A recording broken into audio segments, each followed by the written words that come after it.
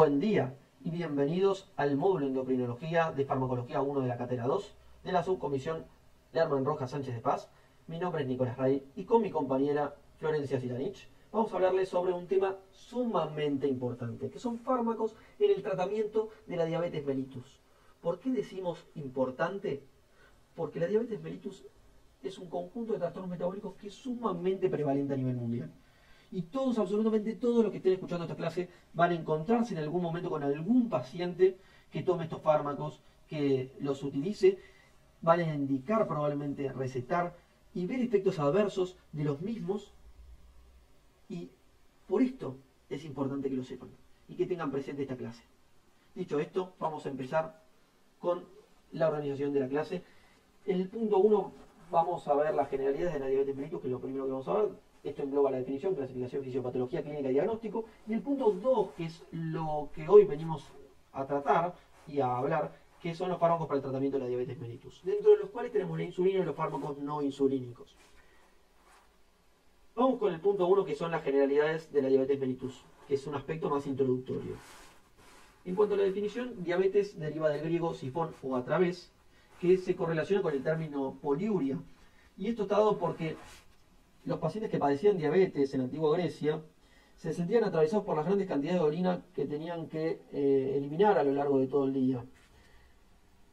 La palabra mellitus deriva del griego dulce, y esto tiene una correlación con la glucosuria.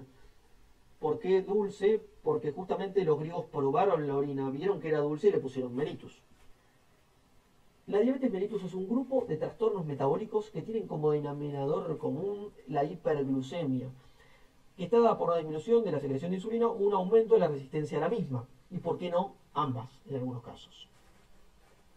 La diabetes mellitus genera un daño, produce un daño en múltiples sistemas de órganos, generando complicaciones tanto agudas como crónicas, y es la principal causa de enfermedad renal crónica terminal, ceguera y amputaciones no traumáticas en adultos.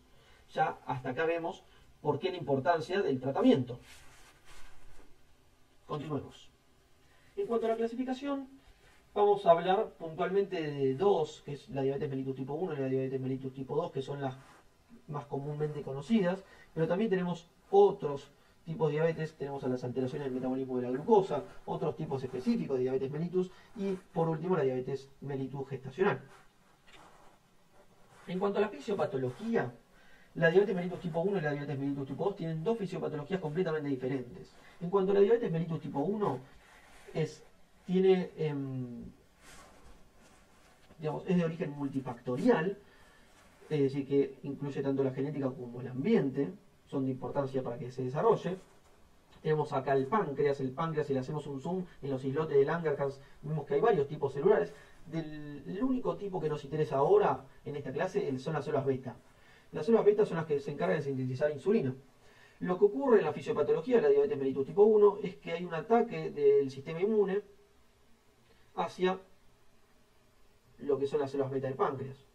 Como consecuencia, hay eliminación de las mismas y lo que se produce es una ausencia de la síntesis de insulina. Como la insulina es una hormona anabólica, e hipoglucemiante, lo que justamente se produce como consecuencia de la ausencia de la insulina es la hiperglucemia. En cuanto a la diabetes mellitus tipo 2, tenemos que también es multifactorial el hecho de que ocurra. El ambiente es sumamente importante debido a que lo que es el gran panículo adiposo, el gran volumen de tejido adiposo, que recordemos que es hormonamente activo, este mismo tejido, lo que se produce es un aumento de la lipólisis con aumento de la liberación de ácidos grasos libres. Y como consecuencia, esto va a distintos tejidos, hígado, músculo, y lo que se produce es un aumento de la oxidación de ácidos grasos, es decir, que los ácidos grasos libres obtenidos de tejido adiposo son utilizados como fuente de energía. Entonces la glucosa como fuente de energía queda en stand-by y queda estancada, con lo cual disminuye la glucólisis y esto todo predispone a un estado hiperglucemiante. El tejido adiposo además lo que produce es una síntesis de un conjunto de adipocinas y se produce un perfil con aumento de la resistencia a la PAI1, la leptina y una disminución de la adiponectina, un perfil que es de aumento de la resistencia a la insulina. Un perfil proinflamatorio, dado por un aumento en el TNF-alfa, también aporta a este estado de aumento de la resistencia a la insulina. Con lo cual, como consecuencia, se produce hiperglucemia. Porque en un primer momento, donde la insulinemia es normal y la glucemia es normal, se ve descompensado por aumento de la resistencia a la insulina. Y el páncreas, de forma refleja, aumenta la secreción de insulina para intentar compensar esta resistencia. Lo que se produce en este momento es la intolerancia oral a la glucosa, mal llamada prediabetes. Y por último, cuando las células beta ya no dan abasto y hay una disminución de la cantidad de células beta, una disminución de la insulinemia, lo que se produce es la diabetes mellitus, porque ya no puede compensar el páncreas esta resistencia a la insulina. En cuanto a la clínica y el diagnóstico, tenemos las clásicas 4P, la polidipsia, la polifagia, la pérdida de peso y la poliuria. La polidipsia y la poliuria se justifican justamente por la capacidad intrínseca de la glucosa de ser osmóticamente activa y captar agua, que la capta desde los tejidos hacia el espacio endovascular debido a que hay hiperglucemia.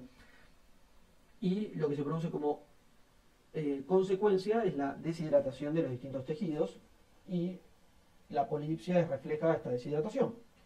Y la poliuria se da por justamente porque la glucosa aumenta en orina, arrastra agua y elimina mucha orina.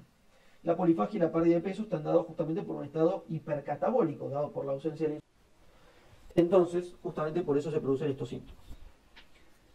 En cuanto al diagnóstico, la realidad es que no es de importancia en esta clase, por lo tanto, acá les dejo las distintas formas que existen de hacer diagnóstico de diabetes mellitus.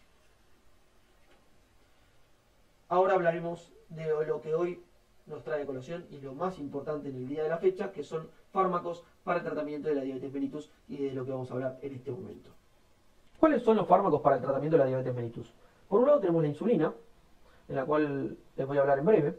Por otro lado, los fármacos no insulínicos, de los cuales les va a hablar mi compañera Florencia Zitanich. En cuanto a la insulina, es el eslabón más importante del tratamiento de la diabetes mellitus tipo 1. No significa que no pueda ser utilizada en otro tipo de diabetes, significa que la diabetes tipo 1 lo único que podemos usar es insulina. No podemos usar otro fármaco que no sea este. En cambio, los fármacos no insulínicos pueden ser utilizados en la diabetes tipo 2. Bien. Vamos con la insulina.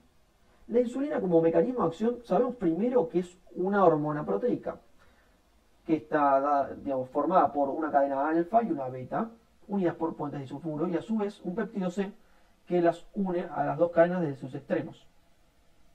Este péptido C se cinde, quedando las cadenas alfa y beta. En cuanto al receptor de insulina, vamos a tener acá la célula blanco, y el receptor es un receptor bastante particular. ¿Por qué? Porque tiene actividad tirosinquinasa intrínseca. ¿Y eso qué significa? Ya lo veremos a continuación. Tenemos que este receptor está formado por dímeros, que justamente están en espejo. Fíjense, hay dos unidades alfa y dos beta. Las unidades alfa son extracelulares, a las cuales se va a unir la insulina. Y por otro lado, tenemos las unidades beta, que son las que son particularmente características de este receptor, porque tienen la actividad tirosinquinasa intrínseca. Esta actividad tirosinquinasa intrínseca está inhibida de forma basal por las unidades alfa. Entonces, cuando se une la insulina, lo que se produce es una pérdida de la inhibición de las unidades alfa a las beta, y se libera la actividad tirosinquinasa intrínseca, generándose entonces una transfosforilación entre las subunidades beta de los residuos de tirosina, y como consecuencia la fosforilación de ciertos sustratos. Estos sustratos, al fosforilarse, desencadenan un conjunto de reacciones de fosforilación y desfosforilación, llevando a que los efectores lo que estimulen sea lo siguiente. Por un lado, la translocación del transportador GLUT4. Si se trasloca GLUT4, lo que se va a producir es la entrada de glucosa, con una consecuente hipoglucemia, ¿sí?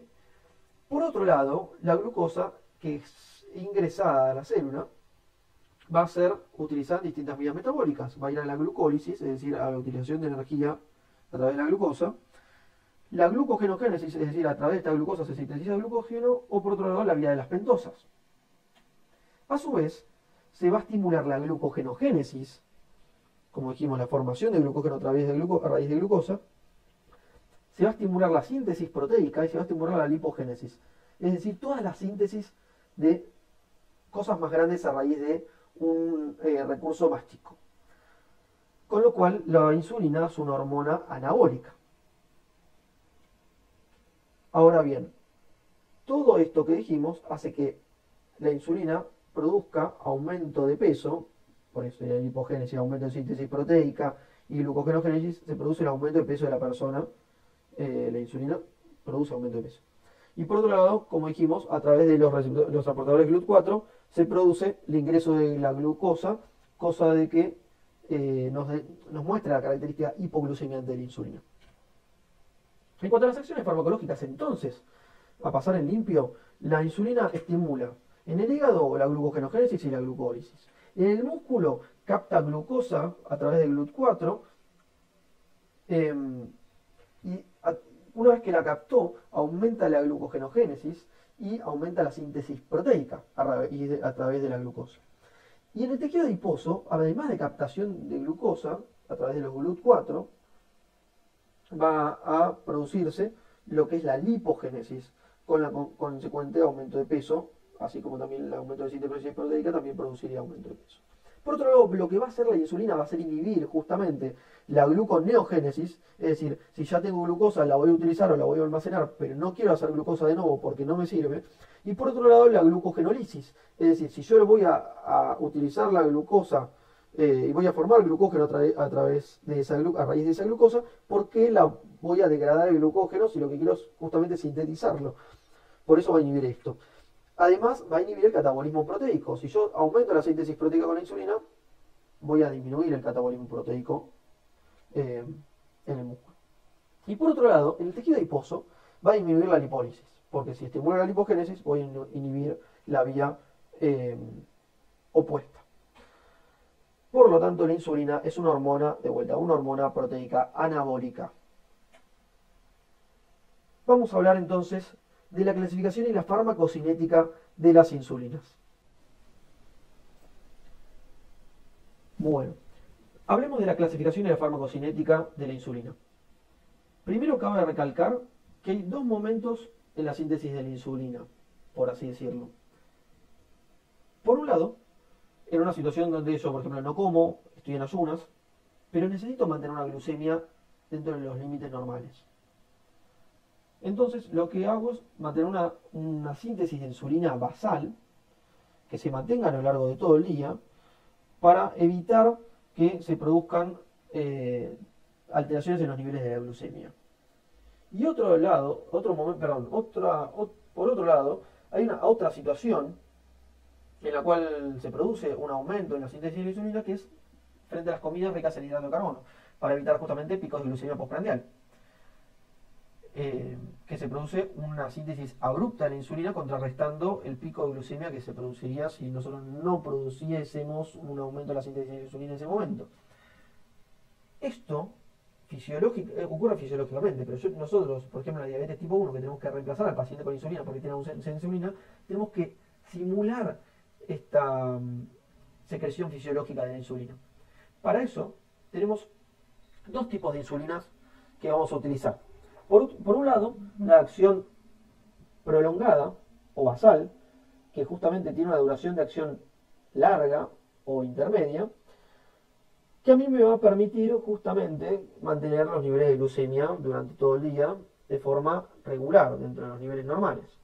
En cambio, la corta, que es la insulina prandial, que es la duración de acción ultra rápida o rápida, a mí lo que me va a permitir es evitar los picos de glucemia después de comidas ricas en hidratos de carbono. Con lo cual, no es que se usa una o la otra, sino que se van a utilizar las dos, tanto la de acción corta como la de acción prolongada. Dicho esto, entonces, vamos a hablar un poco de cada una. En cuanto a la de acción corta, que son las prandiales, tenemos la ultra rápida y la rápida en función de la duración de acción de cada una. pero van a cumplir la misma función. Dentro de lo que es la rápida tenemos lo que es regular o corriente, o que se llaman así. Es una insulina humana. Las ultra rápidas son análogos de insulina, que lo que tiene es una cinética de absorción mucho más rápida, hacen un pico muy abrupto, como se ve acá en el gráfico de concentración-tiempo, y luego caen. Bien, duran muy poco. En cambio, las rápidas, que son las naturales, hacen un pico menos pronunciado, pero lo hacen igualmente, y duran un poco más de tiempo en la sangre. Las ultra rápidas justamente son análogos de insulina porque fueron modificadas, tanto la aspartica, la lispro y la glulicina, de forma tal que se absorban de forma mucho más rápida.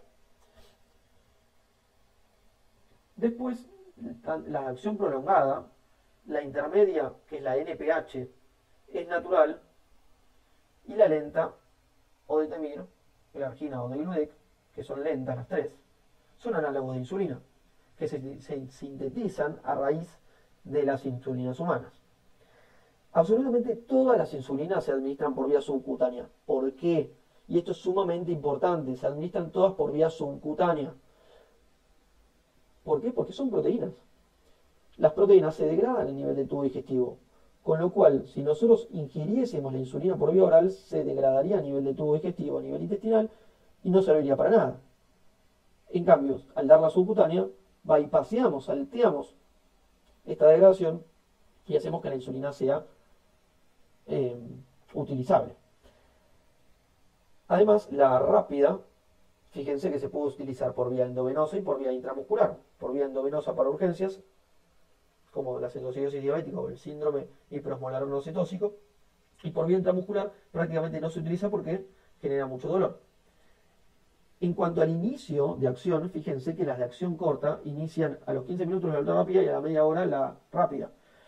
Esto es importante debido a que yo tengo que administrar la ultra rápida 15 minutos antes de las comidas para evitar el pico de glucemia postprandial y la rápida media hora antes.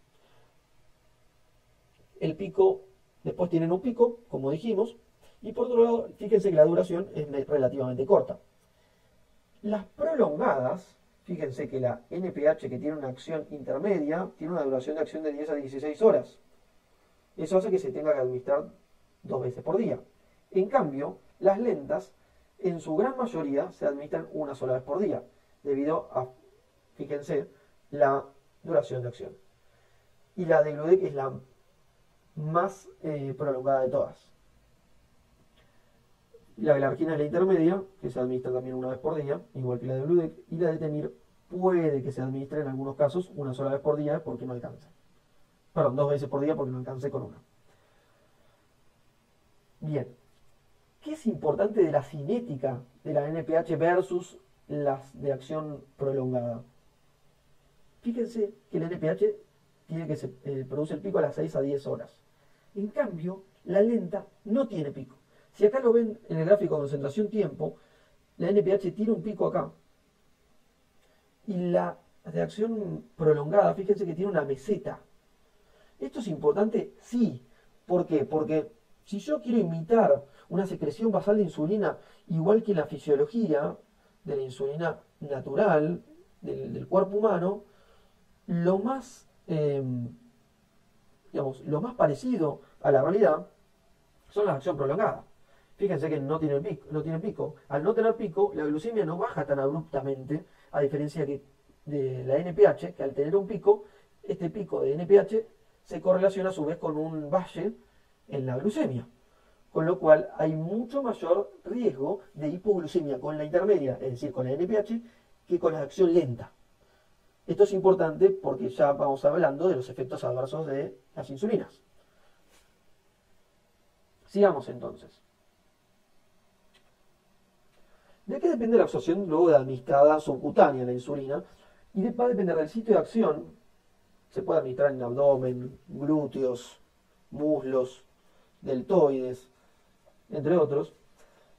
Y lo que es el abdomen es el sitio favorito de inyección debido a que tiene gran masa adiposa y se absorbe mucho mayor, mucho mayor cantidad, mucho más rápido a este nivel.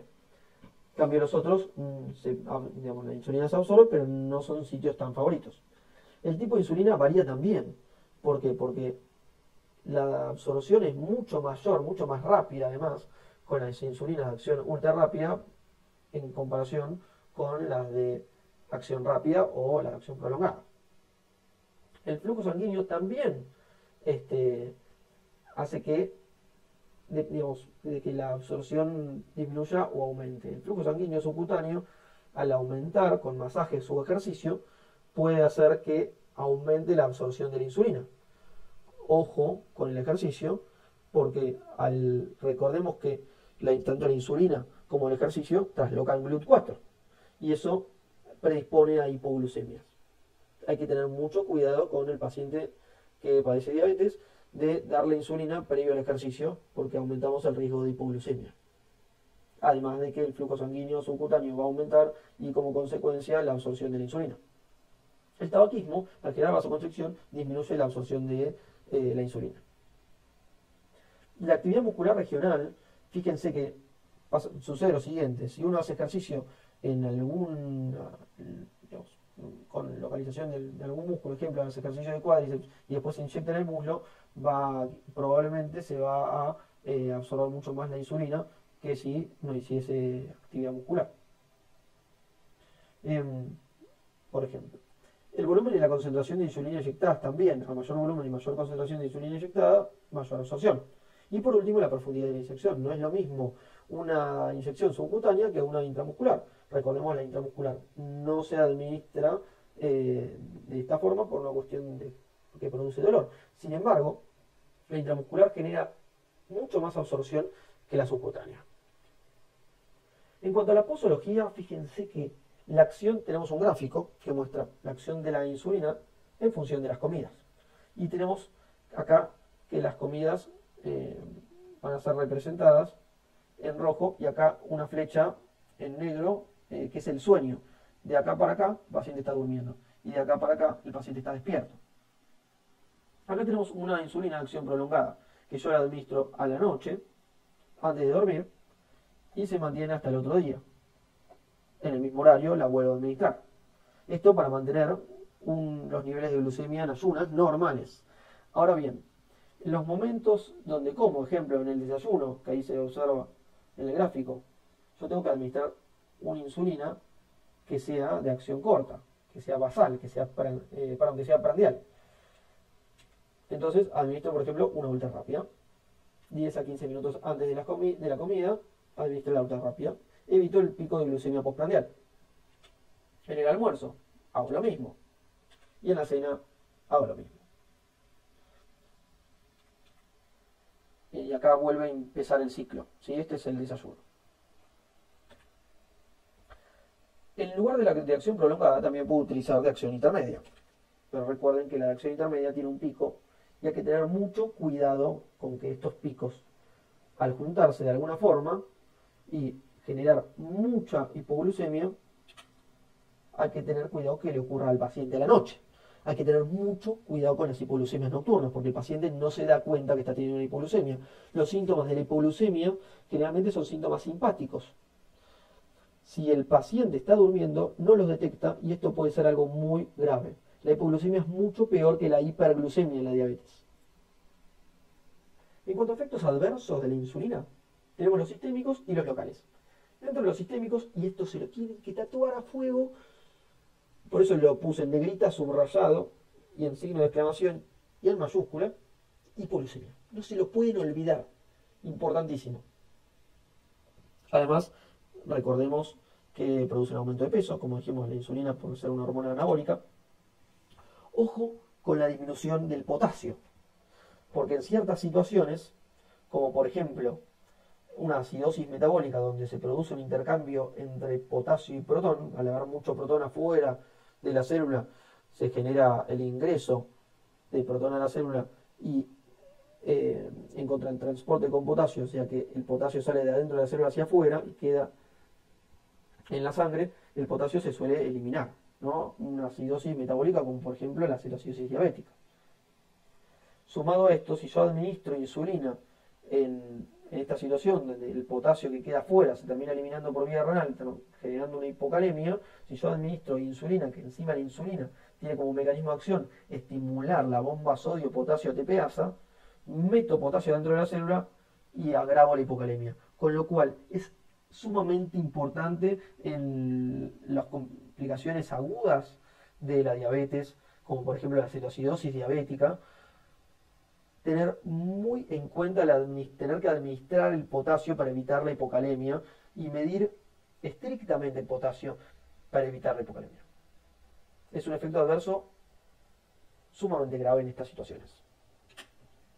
El edema insulínico, que no tiene tan gran relevancia, y la hipersensibilidad, que con las insulinas actuales es poco frecuente. En cuanto a los locales, tenemos lo que es la lipodistrofia, que es la alteración de lo que es el crecimiento del tejido adiposo. Fíjense que acá tenemos la lipoatrofia, fíjense cómo está atrófico el tejido adiposo, que eso sucedió con las insulinas previas. Ahora no se ven tanto, ahora lo que se ve más es la lipohipertrofia con las insulinas nuevas, que fíjense cómo se ven los bultos del tejido adiposo dados por la aplicación de la insulina a este nivel. Entonces, para evitarlo, ¿cómo puedo hacer? Tengo que rotar el sitio de aplicación de la insulina, y eso lo hago a favor de las agujas del reloj. Dividiendo el abdomen en cuadrantes de forma tal que me permita a mí ir variando semana a semana y evitar la lipodistrofia o disminuirla en lo máximo que se pueda. Entonces, forma de prevenirla es rotar el sitio de administración. Es sumamente frecuente que ocurra este tipo de efecto adverso, con lo cual es importante que lo tengamos en cuenta. Por más de que no sea grave, es importante para el paciente desarrollar una lipodistrofia. Por otro lado, los abscesos, que la verdad que no son frecuentes y se dan por una mala higiene, con lo cual si hay una buena higiene, esto se evita. En cuanto a los usos de la insulina, recordemos, diabetes mellitus tipo 1, porque es insulino requiriente, y diabetes mellitus tipo 2 en falla de ciertos tratamientos o en algunas situaciones en particular. Por supuesto, en complicaciones agudas de la diabetes mellitus, cetoacidosis diabética, síndrome hiperglucémico, hipermolar no cetósico, también utilizo insulina. Recordemos que en estas situaciones de complicaciones agudas de la diabetes se utiliza por vía endovenosa, y la única insulina que se administra por esta vía es la regular. Después van a ver en el práctico que hay otras formas de administrar insulina. Van a ver el tema de las bombas de insulina, van a ver también que existe insulina inhalatoria, que la realidad es que no la utilizamos mucho acá, por eso no la mencioné. Y por último, la diabetes mellitus gestacional, también se utiliza insulina en estos casos. Por último, lo que les quiero dejar como para que se lleven es este video en el cual se observa a un paciente con diabetes mellitus tipo 1, que se hace la medición preprandial de la glucemia con esta lanceta, ¿sí? Se saca sangre capilar y después mediante esa tira reactiva se coloca en el aparato, en el glucómetro, y midió 116. Me parece bastante bien para un paciente con diabetes mellitus tipo 2. Y esta es la insulina. Es la insulina subcutánea. Generalmente se administra en lapiceras, cuando el paciente se lo administra de forma ambulatoria. Fíjense que la agujita es muy chiquitita. Y acá va regulando la cantidad de unidades que se quiere administrar. Fíjense que esta insulina es una de las ultra rápidas, que es la Spártica, que justamente se la va a aplicar antes antes del almuerzo. Y fíjense dónde se la administra. En este caso en el muslo. Recordemos igual que el sitio preferido es el abdomen.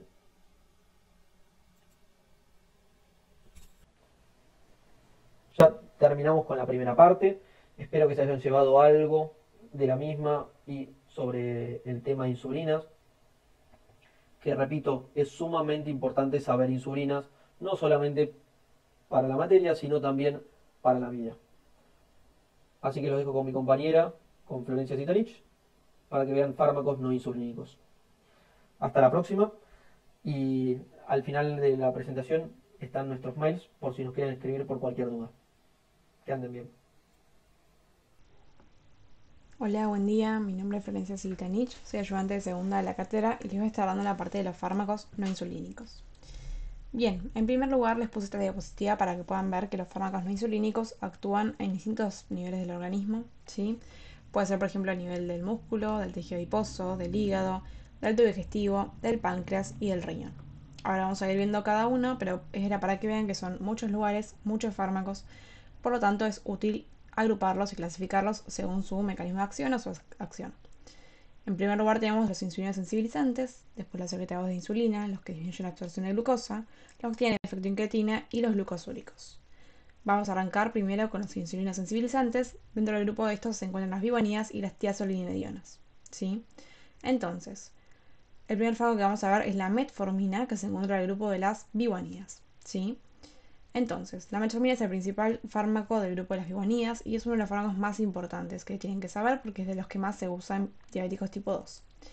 Este fármaco actúa a nivel del hígado y lo que va a hacer puntualmente es que dentro del hepatocito va a ir a la mitocondria y va a inhibir el complejo 1 de la cadena de electrones, ¿sí? Esto lo que va a producir es dos cosas. En primer lugar, disminuye la producción de ATP y aumenta la de AMP. El aumento de AMP va a hacer que se estimule o se active la enzima AMP quinasa. Y esto lo que va a hacer es que, por un lado, se bloquee o se inhiba la gluconeogénesis y la lipogénesis y se estimule la oxidación de ácidos grasos. Ahora bien, este aumento en la oxidación de ácidos grasos y la disminución de la lipogénesis lo que va a hacer es que va a llevar a una disminución de peso. Y esto es importante en pacientes diabéticos tipo 2 porque, como recuerdan, el aumento de peso es uno de los causantes de la resistencia a la insulina, ¿sí? Sobre todo todas las sustancias secretadas por el tejido adiposo y los ácidos grasos libres per se. Entonces, una disminución de peso, si bien con la metformina no es tan grande, vamos a ver que hay otros fármacos que producen mucha más disminución de peso, es importante para mejorar el cuadro del paciente. Bien, y por otro lado, la disminución de la gluconeogénesis lo que va a llevar es a un efecto antihiperglucemiante que es importante y también es importante que sepan que no va a producir hipoglucemia per se. ¿Por qué? Porque básicamente en estados normoglucémicos la metformina no va a tener mucha acción, ¿sí? Va a ejercer su acción sobre todo en estados hiperglucémicos y ahí va a producir un efecto antihiperglucemiante. Bien, en cuanto a su farmacocinética, este fármaco se va a dar por vía oral, ¿sí? Tiene una alta biodisponibilidad, no va a tener unidad de proteínas y tiene una vida media de 4 a 5 horas, no se metaboliza y se excreta por vía renal. Esto es importante porque todo fármaco que no se metabolice y se excrete por una vía, en este caso la vía renal, va a requerir cierto ajuste en caso de que esa vía esté alterada, ¿sí? O sea, en este caso, en caso de insuficiencia renal, va a haber que ajustar este fármaco. Ahora bien, si el clearance de creatinina es menor a 30, esto implica que la insuficiencia renal o la enfermedad renal está en un estadio más avanzado, ya este fármaco va a estar contraindicado y no se va a poder dar. ¿Sí? ¿Por qué? Básicamente porque al ser la única vía de excreción y no metabolizarse, si el fármaco se queda en el cuerpo, va a producir muchos efectos adversos. ¿Sí? Estos efectos adversos van a ser, en primer lugar, los más frecuentes son los gastrointestinales, ¿sí? Náuseas, vómitos, diarrea, como siempre, pero van a ver que la frecuencia es muy alta, ¿sí? De un 10 a un 25% de los pacientes van a tener estos efectos adversos. Esto quiere decir que de uno de cada 4 puede llegar a tenerlos, y es un valor bastante alto, ¿sí? Es un motivo muy frecuente de discontinuación del tratamiento, entonces son efectos adversos que hay que avisarle al paciente que puede llegar a tener, y también hay que avisarle que va a sufrir cierta tolerancia. ¿Qué quiere decir esto? Que a medida que pasa el tiempo y al ir aumentando gradualmente la dosis, estos efectos adversos no van a estar más presentes, ¿sí? Pero bueno, son molestos para el paciente y es algo que hay que avisarle y que hay que tener en cuenta en caso de que sean muy frecuentes para rotarle el fármaco, ¿sí? Bien, otro efecto adverso es la disminución de la absorción de la vitamina B12. Esto puede llevar a una anemia megaloblástica.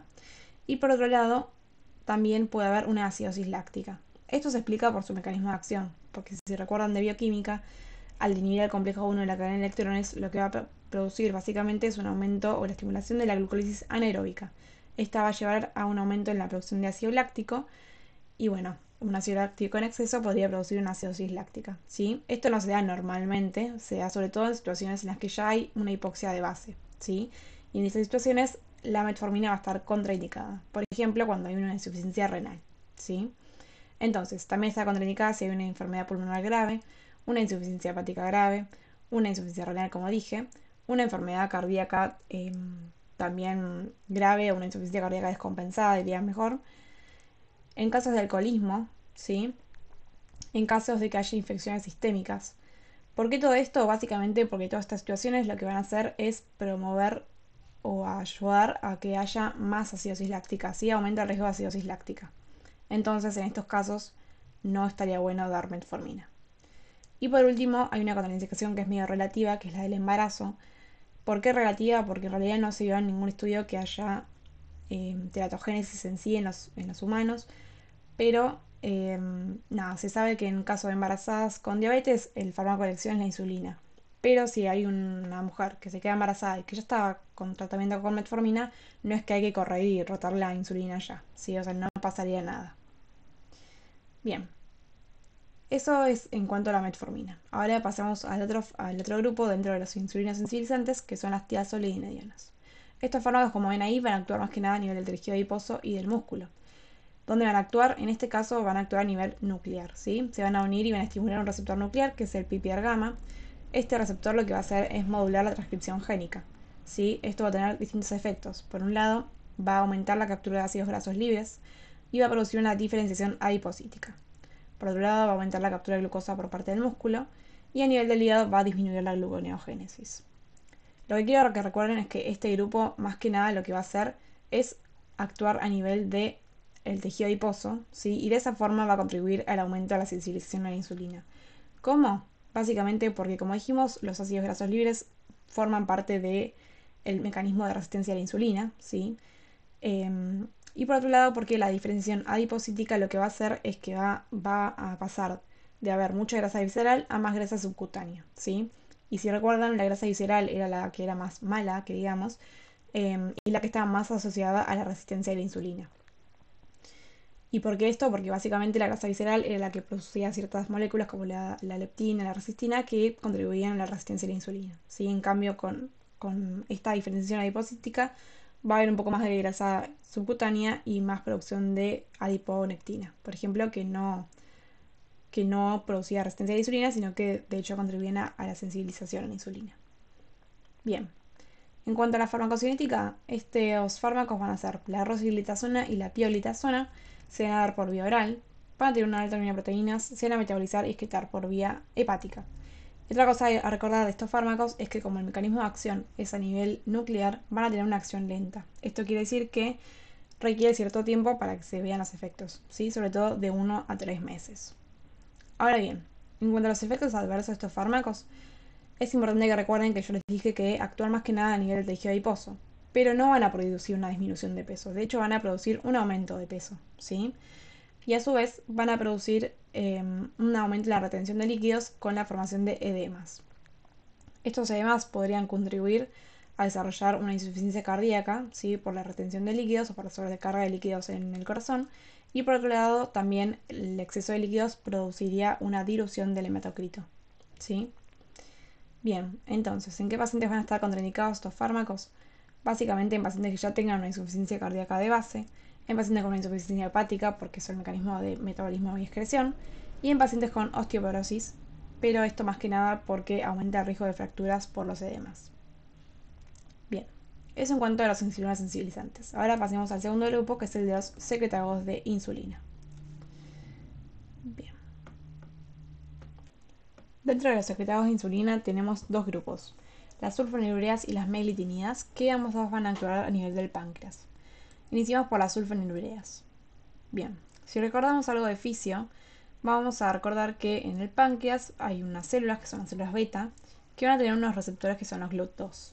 Estos canales van a permitir el ingreso de la glucosa cuando hay una hiperglucemia, y esta glucosa lo que va a hacer es sufrir el proceso de glucólisis, ¿sí? Como en todas las células. Esta glucólisis va a terminar produciendo en la mitocondria un aumento de ATP.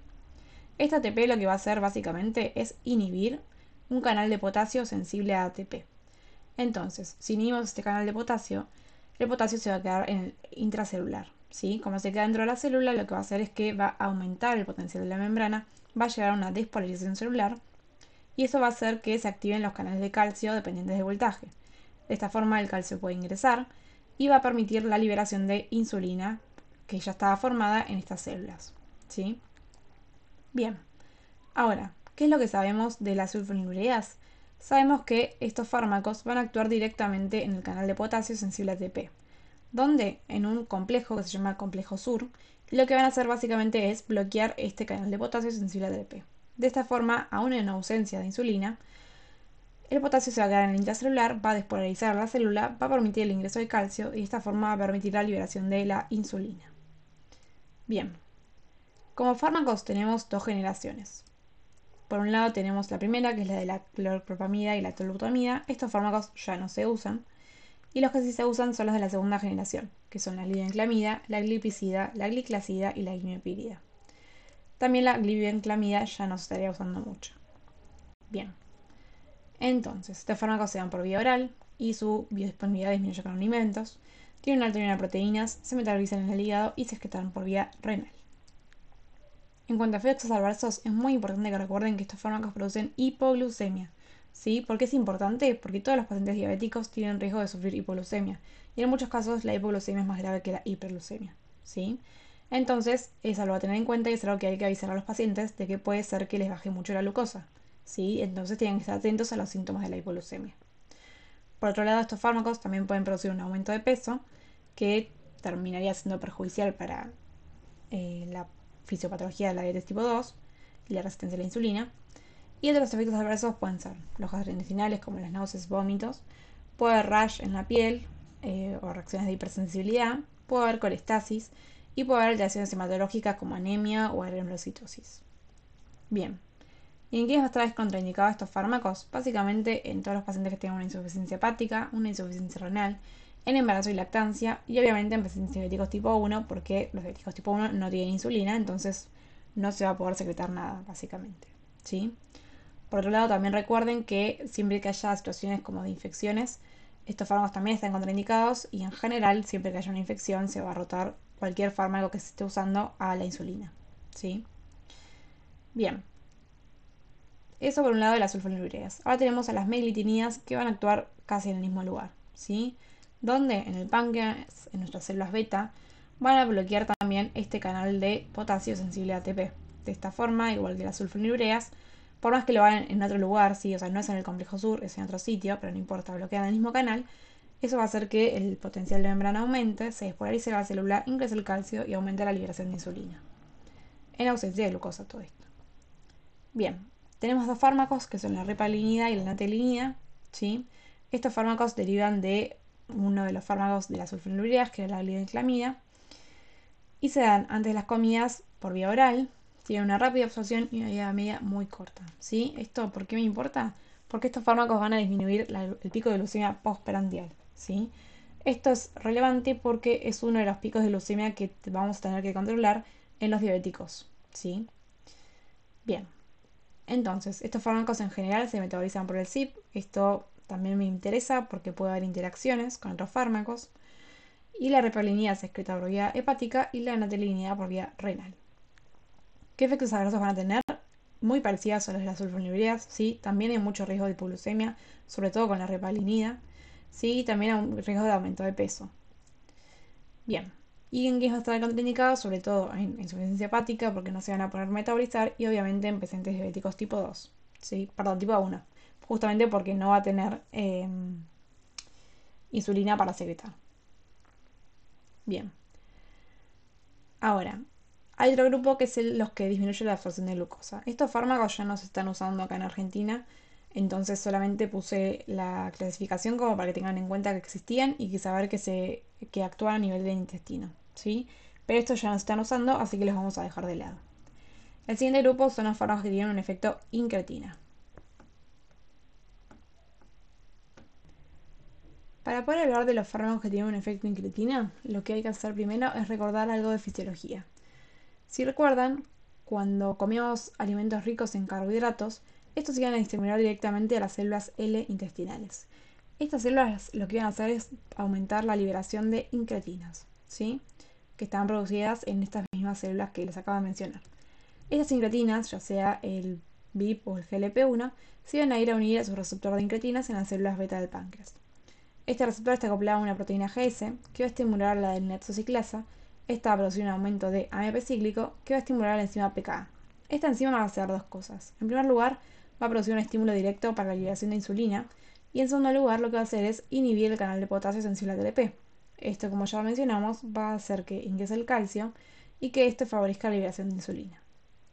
Bien, Una vez que la incretina actúa, no es que va a quedar siempre unida a este receptor, sino que va a ser degradada por una enzima que es la DPP4. Y es así como termina el efecto incretina. Entonces, sabemos que más o menos la vida media del GLP-1, que es una de las incretinas, es de 2 minutos. Entonces, tenemos como fármacos que tienen efecto incretina dos fármacos, ¿sí? Están por un lado, perdón, dos grupos, que están por un lado los agonistas de GLP-1, del receptor de GLP-1, que lo que van a hacer es actuar justamente como si fuesen una incretina endógena, ¿sí? Entonces lo que van a hacer es unirse al receptor de GLP-1 y producir todo lo que acabamos de mencionar. Por otro lado, también lo que va a pasar con estos fármacos es que van a actuar en el receptor de GLP-1 a nivel del sistema nervioso central. Esto que va a hacer es va a tener un efecto anorexígeno y va a producir una disminución de la ingesta de alimentos. De esta forma, esto va a contribuir muchísimo a la disminución de peso, de tal forma que este grupo es increíble el efecto que tiene sobre el peso, ¿sí? De hecho, en muchos casos se usan solamente para disminuir el peso y no tanto por el efecto sobre la glucosa. Bien, entonces tenemos tres fármacos, existen otros, pero bueno, los que están acá son estos, que es la exenatida, la liraglutida y la semaglutida. Estos fármacos lo que tienen de particular es que se dan por una vía parenteral, ¿sí? O sea, que es la vía subcutánea igual que la insulina. Pero bueno, también la semaglutida se puede dar por vía oral una vez al día. Es el único de los fármacos que se puede dar por vía oral de este grupo. Bien, sabemos que la exenatida se va a dar 2 veces por día y antes de las comidas. En cambio, la liraglutida se va a dar una vez al día y la semaglutida una vez a la semana. ¿Por qué? Esto depende básicamente de su pico de acción y su vida media, como verán ahí. La exenatida es la que tiene el pico más temprano y una vida media más corta con respecto a las horas 2. La exenatida se va a metabolizar por vía renal, en cambio las otras dos se van a metabolizar por proteínas plasmáticas. Es importante que recuerden que estos fármacos son resistentes a DPP4, ¿sí? De esta forma es la única explicación que tenemos a por qué estos fármacos tienen una vida media mucho mayor a la del GLP-1 endógeno, ¿sí? Bien, por otro lado la exenatida también se excreta por vía renal.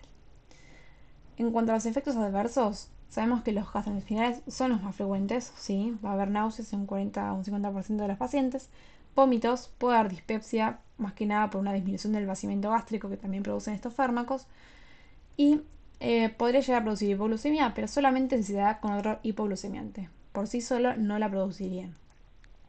¿En quiénes va a estar contraindicado?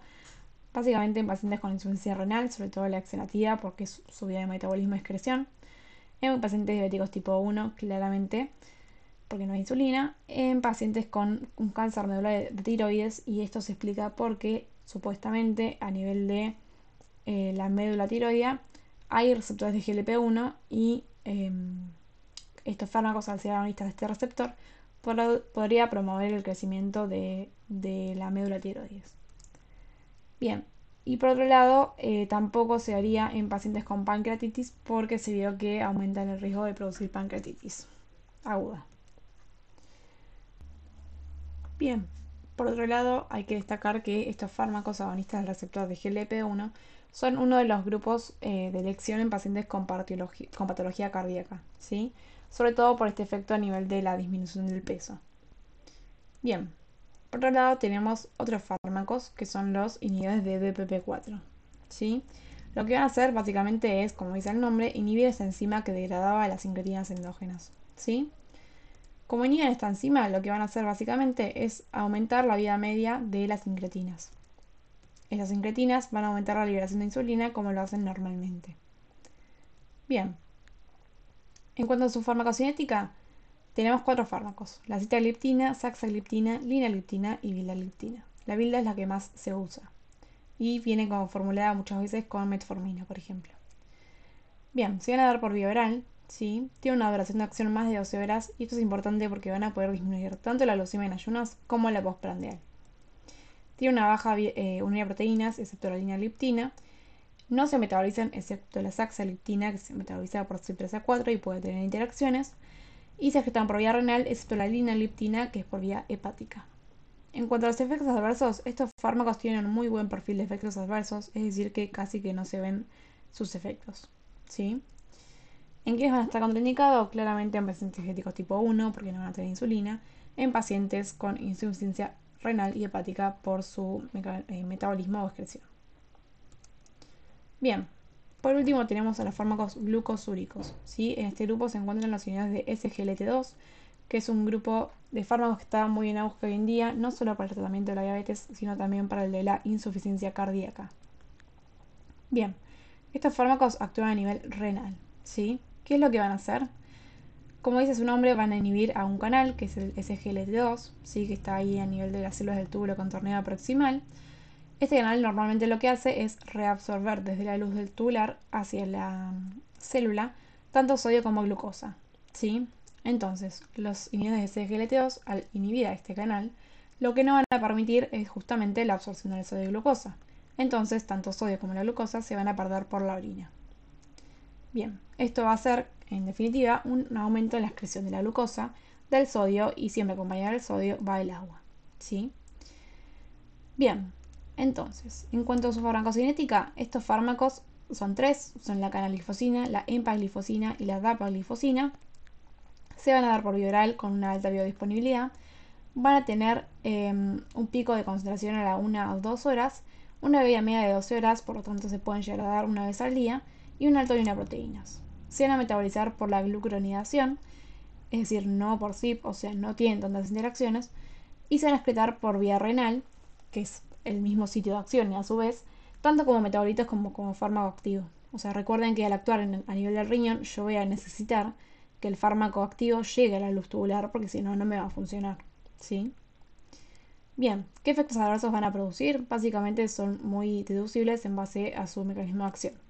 Como aumenta la excreción de glucosa, va a predisponer a las infecciones, tanto bacterianas como fúngicas, en la vía urinaria y genital, ¿sí? Tanto infecciones urinarias como candidiasis, por ejemplo, o balanopostitis o balanitis. Y por otro lado también lo que van a hacer es producir una hipotensión, sobre todo por la excreción del sodio y agua. Por otro lado, si se las combina con otro hipoglucemiante, podría llegar a producir hipoglucemia, pero por sí solos no. ¿Y en quiénes va a estar contraindicado estos fármacos? Claramente en pacientes con insuficiencia renal. ¿Por qué? Porque es el sitio de acción del fármaco y si el riñón no funciona, el fármaco no va a llegar nunca a su biofase. Bien, recuerden que, como les dije, estos fármacos están muy en auge hoy en día, sobre todo para el uso de pacientes con insuficiencia cardíaca. ¿Sí? No solo por el hecho de que sirva para la diabetes, sino en pacientes sin diabetes, pero con insuficiencia cardíaca, se están utilizando un montón. ¿Sí? Sobre todo por esto de que aumenta la excreción de sodio y agua, y eso contribuye a la sintomatología en los pacientes con insuficiencia cardíaca. Bien. Por último, quería mostrarles este algoritmo que no hace falta que se lo aprendan, es solamente para que vean que a grandes rasgos, antes la metformina era el primer fármaco de elección siempre en pacientes diabéticos tipo 2, pero hoy en día hay que tener en cuenta otras cositas. Por ejemplo, en pacientes con que tengan un alto riesgo de enfermedad cardiovascular aterosclerótica o que ya la tengan, los fármacos de elección van a ser o los inhibidores de SGLT2 o los agonistas de GLP-1, que es lo que les fui diciendo a lo largo del teórico. ¿Sí? Y por otro lado también, como les dije, los pacientes que tengan una insuficiencia cardíaca van a tener como fármaco de elección los inhibidores de SGLT2. ¿Sí? Y bueno, también en pacientes con insuficiencia renal crónica, los SGLT2 van a ser útiles, pero bueno, esto ya es mucho más del especialista. Y después acá vamos a ver cómo es el manejo de la glucemia y qué tanto efecto tienen sobre la reducción de la glucosa los fármacos, ¿sí? Entonces, tanto la insulina como la semaglutide, que es una agonista de GLP-1, van a tener una muy alta reducción de la glucemia, ¿sí? A su vez, estos fármacos se podrían combinar, ya sea de forma oral la semaglutide o en ambos casos inyectables. Y después, los fármacos que tienen una alta reducción de glucemia van a ser la metformina, los inhibidores de SGLT2, agonistas GLP-1, sulfonilureas y tiazolidinidianas. Recuerden que la metformina sigue siendo en Argentina el fármaco de elección para la mayoría de los pacientes porque sobre todo es muy accesible, es muy barato y funciona bastante bien, ¿sí? Bien, esta es la bibliografía. Y acá están nuestros mails por si nos quieren mandar alguna duda. Igualmente ya lo van a poder consultar con sus ayudantes en clase. Muchas gracias.